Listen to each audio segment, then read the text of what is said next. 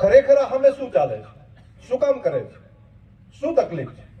મારે જાહેરમાં કહેવું છે, સમાજના બધા વડીલો બેઠા છે, એમને બધાને કે આ પ્લાનિંગ કોંગ્રેસ પાર્ટીનું છે અને કોંગ્રેસ પાર્ટીને કોઈ પણ રીતે આ સીટ જીતવી હોય તો એકમાત્ર રસ્તો એવો છે કે કમિટેડ મતો જે છે એમાંથી અપક્ષ કરીને ડાયવર્ટ કરે, નહીતર એમને મળે એમ નથી. તો એમને જે નથી મળે એવા મતોમાંથી કોઈ પણ રીતે અપક્ષ ઊભું કરવું આ પહેલેથી પ્લાનિંગ હતું અને એક બે દાડાનું નથી. મહિના પહેલાથી પ્લાનિંગ ચાલતું હતું. અલગ અલગ સંપર્કો પણ હતા. આ વખતે બ્રહ્મ સમાજે નક્કી કર્યું હતું કે ભાઈ નહીં, અમારો મત એકે બગડવા દેશું નહીં. ગયા વખતનો અંદાજ અમને છે ને, બગાડી આપણું મત બગડે તો બાકીના લોકોને ફાયદો થાય છે. આ બાબત બ્રહ્મ સમાજ જાગૃત થઈ ગયો હતો. એટલે એમણે આ વખતે નક્કી કર્યું કે હવે ક્યાં કરવું, હવે શું કરવું. એટલે 25-30 હજાર મત જો આગા પાછા થઈ જાય તો પછી બાકી કોંગ્રેસને ફાયદો થઈ જાય, કોંગ્રેસ જીતી જાય.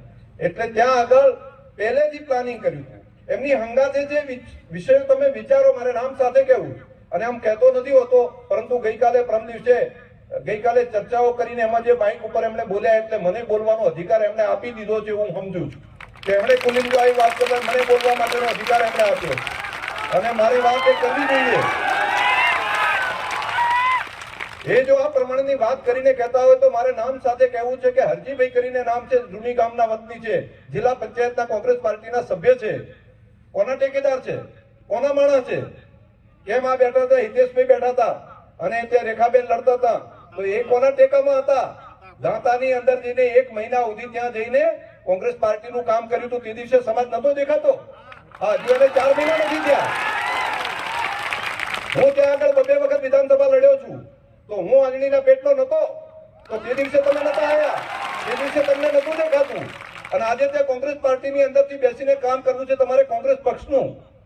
અને અહીંયા આગળ એમ કહેવું છે કે કોંગ્રેસની અંદર કોંગ્રેસને ચાવી ભરેલું રમકડું છે અને ત્યાં આગળ આવીને જાહેરમાં જઈને એમ કહેવું છે કે હું તો સમાજ ભેગો છું. અરે વાહ, સમાજ તો જાણે કઈ સમજતો જ નથી. તમારે 2-3 વખત ત્યાં આગળ જઈને કોંગ્રેસનું કામ કરવું છે અને આજ અપક્ષ આવે છે તો અપક્ષ ભેગા જઈને હું તો સમાજ ભેગો આવ્યો છું, જાહેરમાં ભાષણો કરે છે. ભાઈ હવે હદ કરો, મહેરબાની કરો. સમાજને વિભાજન કરીને આ ગીત ચાલે નહીં. બીજા પણ ત્યાં આગળ મારે જાહેરમાં કહેવું પડે, એપીએમસી ના ચેરમેન બનાયા 2-3 વખત સુધી, 3 વખત સુધી અમે બધાએ મદદ કરી છે. એમાં કોઈ પાછી પાની નથી કરી. પછી નિયમ જે આવ્યો કે 3 વખતથી વધારે કોઈ એપીએમસી ના ચેરમેન કાયદા પ્રમાણે સતત 3 વખત રહ્યા હોય, 4થી વખત ના થઈ શકે. એમને કીધું હું નહીં, મારા બૈરાન બનાવો. એમાંય આપણે હા પાડી.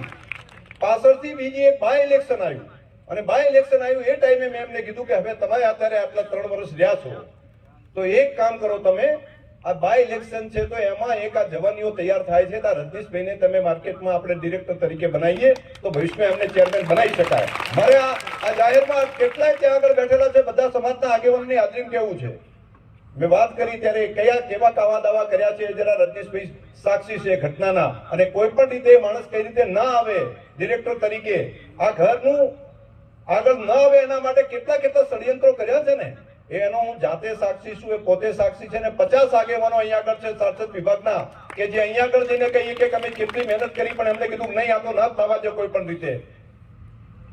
કેટલાક ગોઠવણો કરીને એમણે કેવા પ્રકારનું ચાલી રહ્યું છે.